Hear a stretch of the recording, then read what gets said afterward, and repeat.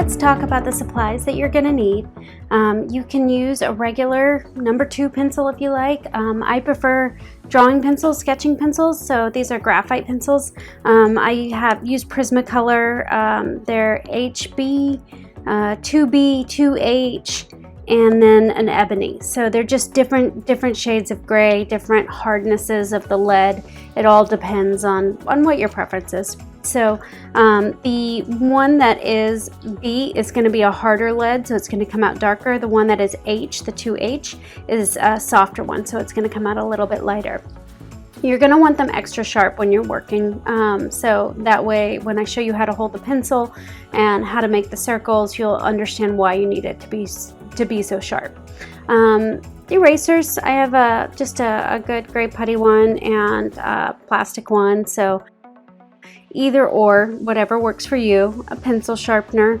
I have both the manual as well as an electric. The electric I find gets my pencils really sharp, which I love. These guys are called tortillons.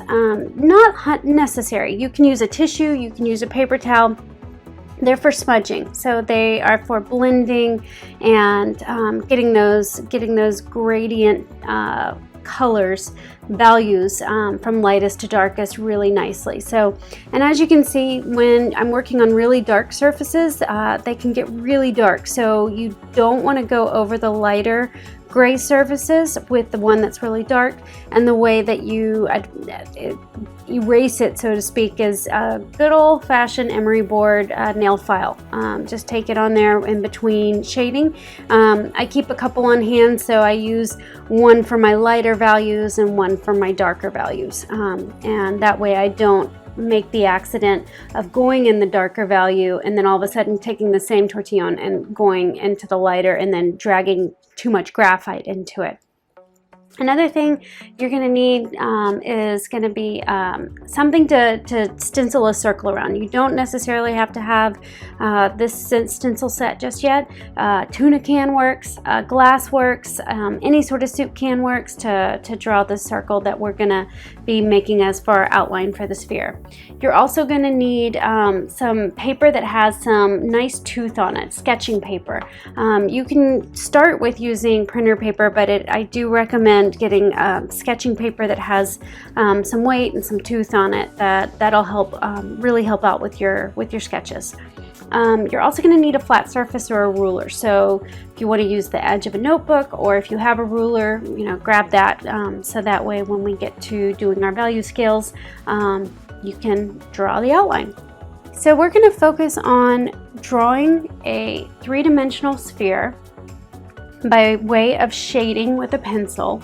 We don't want any hard edges.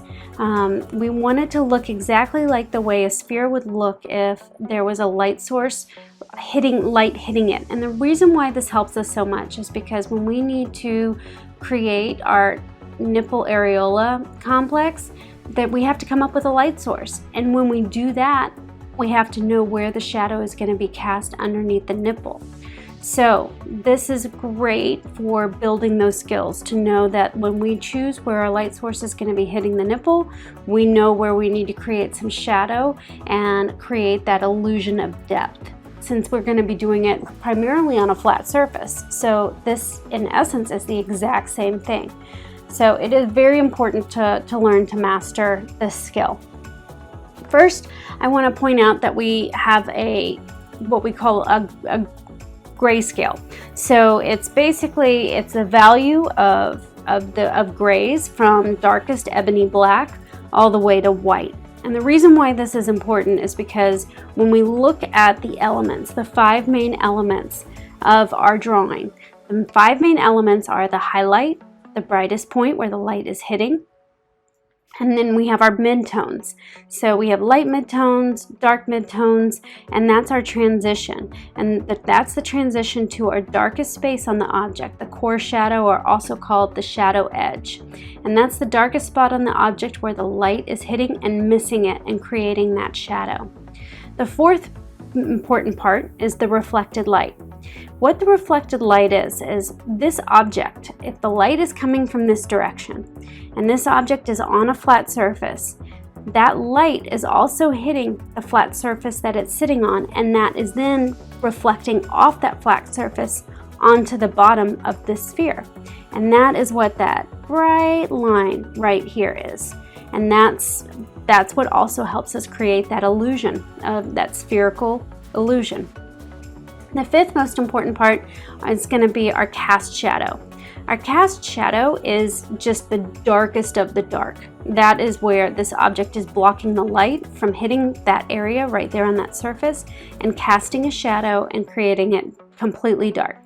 Now, if your light source was more at a side, that shadow would actually be more oblong versus tight, short, right there and dark. So think about that when you're doing your light source. It's like the sun. Think about when you're standing outside and the sun's directly at noon, stand over your head.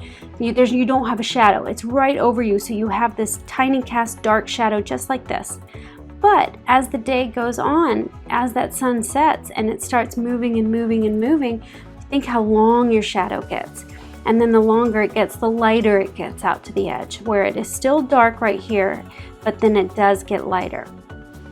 The occlusion shadow, that is where the object is literally occluding that space. It's sitting on top of it, and that's going to create depth as well. But the 5 main things that you need to think about when you're doing a drawing, when you're drawing a sphere, it's going to be the highlight, are going to be the midtones. Midtones are one category, but you have light ones and you have dark ones. And then the third one is going to be your core shadow, or also called the shadow edge, and that's the darkest shadow on the object. The fourth is going to be your reflected light, and that's where the light that's coming from above, reflecting off the surface, creates that halo effect right there around that edge. Sometimes it's also called an ambient light, but we're going to call it reflected light for today.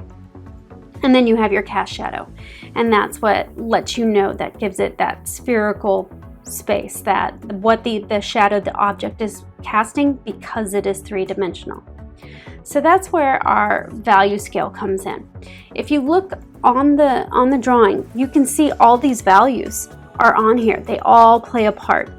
And what's so important about knowing that is because you have your darkest, which is your cast shadow. You have your dark gray, which is going to be your core shadow. And then you have your mid-gray, which is going to be where the transition is getting into your light mid-tones.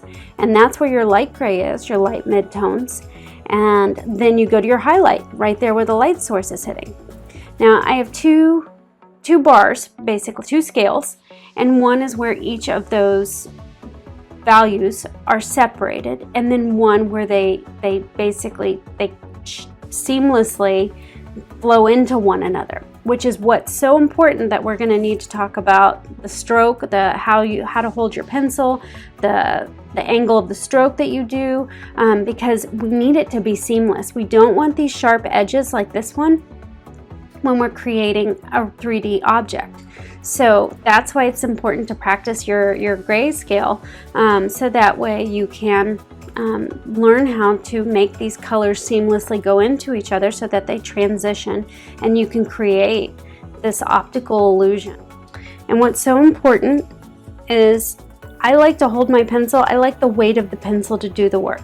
Unless I'm doing the darkest value, which is like the cast shadow, the black, I like to hold my pencil right in the middle and let the weight of the pencil do most of the work. And you're going to want to move in just little circles.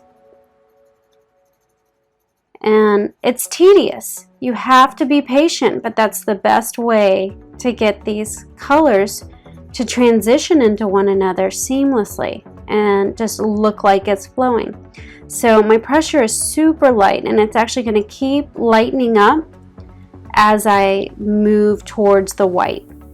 But you can see these little circles that I'm doing, and I'm overlapping, and I'm even going in different angles to make sure that it doesn't look like I've got just straight lines. You don't want, the harder the pressure, the darker the line and the harder it is to transition. So you can even turn your paper like I'm doing right here, and my pressure is going to get lighter and lighter and lighter.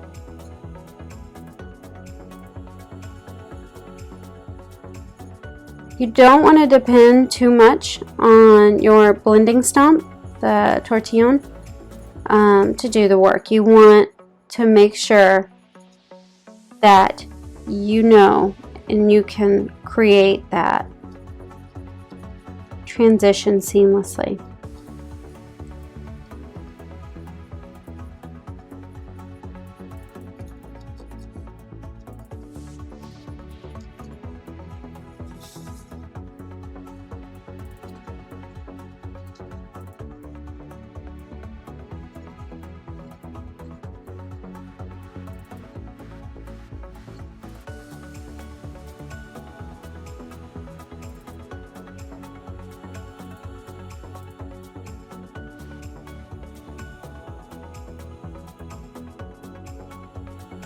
And the other way to build up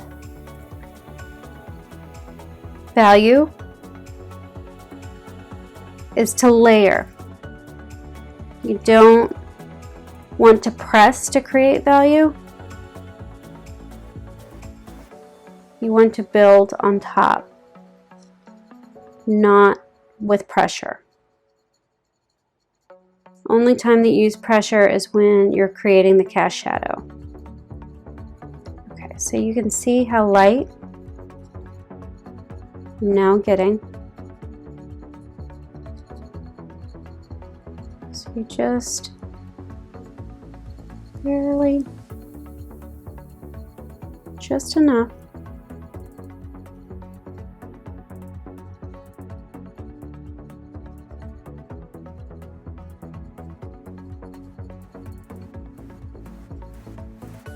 Lighter and lighter, and the further back that you hold your pencil, the lighter that you will be. So I'm going to keep, should be able to see this.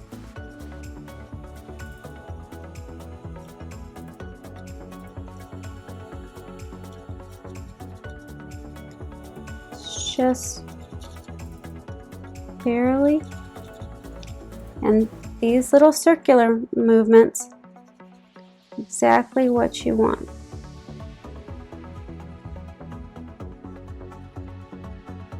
Because you don't want lines. Okay, so I can see right here I'm a little too light, so I'm layering. Not too much, just enough.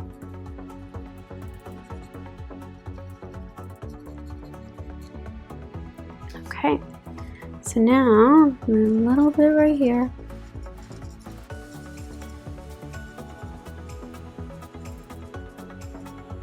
Perfect. So I am going to now use a blending stump, and what I'm going to do is, just because that paper has some tooth in it, and when I say tooth, for anyone who doesn't know, it's got texture, so it grabs that pigment.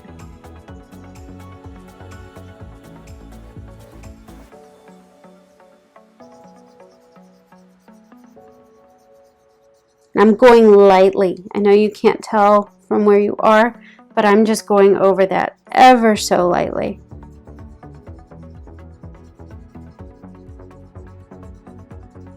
And you don't want to work that way with the tortillon, because you'll grab that graphite and you'll take it that way and it'll be a total mess. But this is a great example of a value scale going from darkest to lightest. I like to go darkest to lightest because I'm also right-handed, so as my hand's moving, I'm not going dark and then moving this way to go light. I don't know, it's a personal preference. You can, if you want to flip it and you want to do the darkest on this end, you can, but however you want to do it.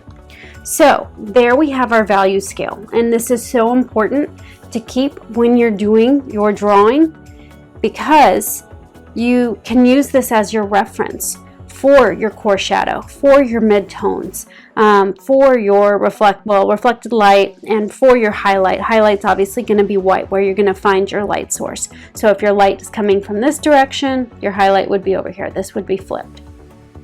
But shading creating this, see how I don't have any hard edges here? It's all created by those little circular movements. So I do a circular outline when I get started, but you'll see as the video goes on that I erase that line, and then it's all done by shading because it needs to give that illusion of that spherical turning. There's no hard edge in a sphere, you know, so that's why shading is so important. I'm going to do the same source of light, the direction that it's coming, and we're just going to repeat exactly where that light's coming from, where the cast shadow's from, and go from there. First thing I'm going to use is a stencil. I'm going to use my lightest pencil, which is the 2H, and I'm going to keep it very light as I put it on there. Just enough.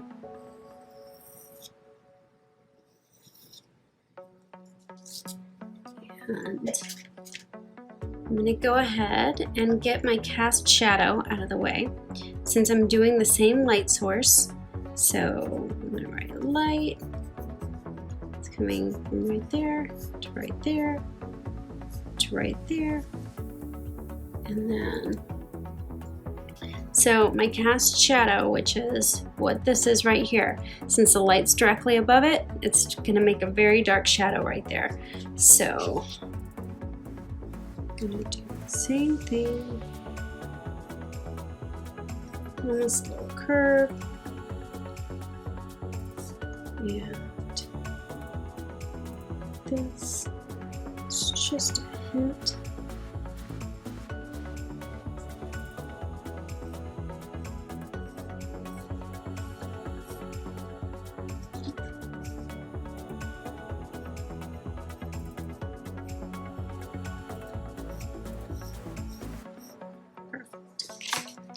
So I'm going to go ahead and color that and get that out of the way. And for that, I'm going to go straight to my ebony. And I'm going to be very careful not to go into my circle.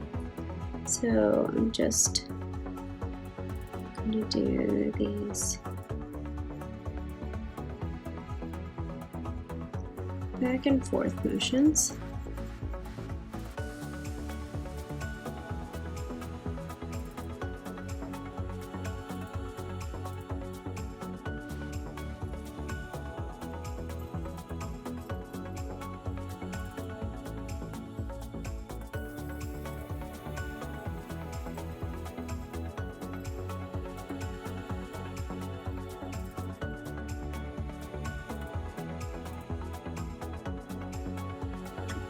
So now what I'm going to do is take Optical on and lightly and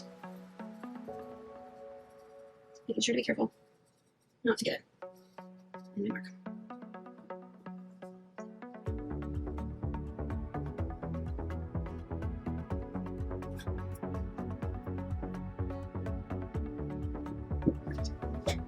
That's our label. That is the cast shadow. Okay, so we've gone ahead and we picked our light source and we've drawn our cast shadow since we now know where that element is going to be. So knowing that, we need to create where our core shadow or shadow's edge is going to be, and that's the darkest point on our sphere. So as you can see, I'm drawing a crescent moon shape on my sphere, and the reason why is because that's the area, the darkest area on the sphere that the light coming from the opposite side is not hitting. So it gets thin up there at the top. You want to leave that outer edge for the reflected light. So where that light little line that I just did is where our center of our core shadow is going to be. I'm ever so lightly, and I'm starting with just a medium gray pencil, doing the lightest little circular motions.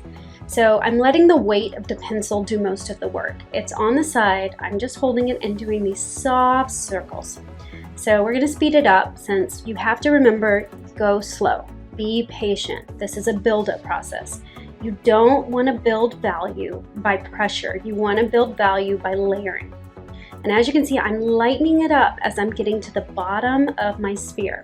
And the reason why is because that's where the light changes. So we're going from the darkest at the top to the lightest around the circle, and you want to move along the contour of the sphere. That helps give it that spherical, round, three-dimensional shape. So now we need to kind of create our transition to our midtones from the center of our core shadow out to our midtones, from dark gray to light gray to before we get the highlight where the light source is hitting. So I'm making sure that I keep my reflected light right there, that whitish circle. We're going to get to that later. Now, in the middle of that core shadow, that shadow's edge, you want to make sure on both sides that you create that smooth transition. Those little light circles, just layer. So we go like our value scale, the value scale that we did in drawing theory. You can see all the shades are there. So we're basically doing the exact same thing, the graduated value scale around the sphere. And we're moving in circular motion, and we're moving outward towards the light, getting lighter and lighter, letting just the pencil do the work. So I'm still with my light medium gray pencil, but now I want to add some depth. I need to start adding some darkness to the center of that core shadow, to the middle of that core shadow. So I went up to my 2B, just a little bit darker, and like I said, my pressure is light.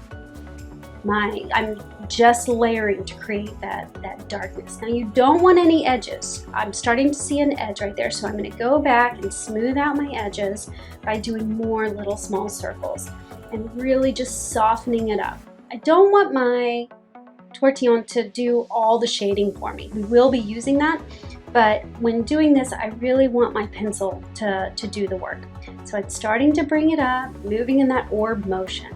And that orb, as you can see, it's giving it real dimension, that spherical motion. So I'm using my tortillon, and if you can tell, I'm going very, very light.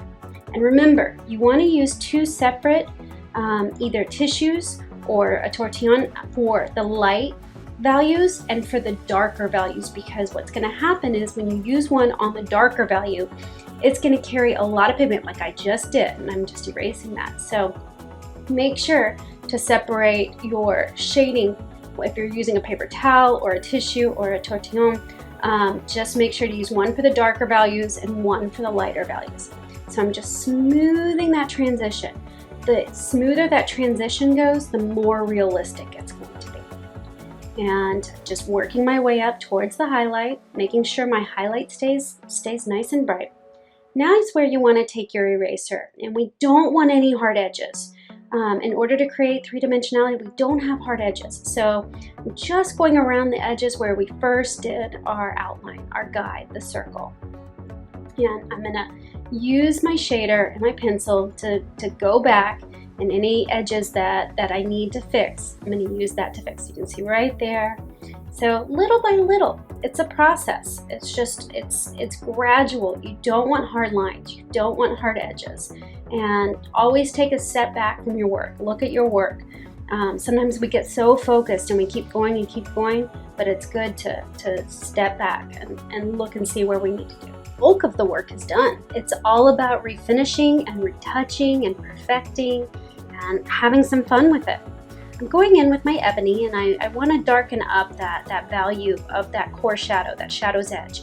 I want to move in those small circular motions, very, very soft, very gentle, because this is black. So since that pencil is my darkest value, I want to go so soft on there. And I'm moving around, I'm following the contour of the sphere in order to keep giving it that spherical shape, that three-dimensional orbital shape. I'm slowly blending out that edge because I noticed I was getting a hard edge. I moved down to my 2B pencil because my ebony was too dark for that. So I'm lightening up as I get to the top of the sphere where the light is hitting, and I lighten up as I get to the bottom of that crescent shape of my core shadow. And I just need to create that smooth transition, that gradient transition, that soft transition that gives it that realism, that effect of a light hitting a source and it just being so gradient. I'm using my tortillon to blend it out. Remember, be careful. Don't want to use whatever you're using to shade, a tissue, a paper towel, or a tortillon. You don't want to use the dark one for the darkest part and the lightest part because it will drag that graphite. You can see right there, I'm creating my ambient, the reflective light down at the bottom. I'm blending out that edge of the core shadow as well. You need to blend both sides. You don't want a hard edge. So you want to make sure to keep that reflective light at the bottom because that's the light that's hitting the surface of the sphere from the light that's pointing down at the table that it's sitting on or the surface that it's sitting on. So now just, fix your edges, smooth out, make sure there's no hard edges between your transition from colors.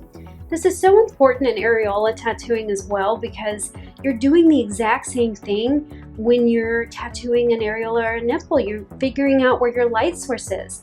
You're figuring out where it's casting a shadow. That all these elements, these 5 main elements of shading techniques, the highlight, the halftones, the reflected light, the core shadow, the cast shadow, the occlusion shadow. These are all elements in tattooing areolas and nipples. Like for example, the occlusion shadow and nipple is considered our nipple seam that we do when we first start out so we don't lose our mark. And it's so important to have these soft edges because we want to create a 3-dimensional nipple and areola. So that's exactly what we're doing there, and just a different technique. These are hand techniques, but the artistry techniques are the same. It's all based on shading, and shading comes from the Renaissance period of chiaroscuro, where it means to describe how light and dark can imply depth and volume. And that's exactly what shading is, creating value or different tones to add depth and dimension to an object. The value is the lightness or darkness of a color. That's what helps create the depth in your drawing. Look at how my grade scale that I just have right there, that gray scale, that slow graduation of the gray is used in this entire sphere. And I have no hard edges. I have no lines that are creating the 3-dimensionality. It's all soft little circles that smoothly transition into one another. So feel free to keep, perfecting one, but I do recommend doing multiple light sources. When I say that, I mean multiple spheres with different light sources. You want to see what it's like to have light directly above the source and above the object and the shadow that it creates. Think about, how you stand at 12 o'clock in the afternoon when the sun's directly over you. There's no shadow, it's right under you. Or if it's 5 o'clock and the sun's starting to set and it creates that long oblong shadow. So I do recommend doing multiple spheres with different light sources, different angles, and playing around with it, because when you choose a light source when you're going to be doing a nipple and areola, it's going to be the same thing. So just have fun with it.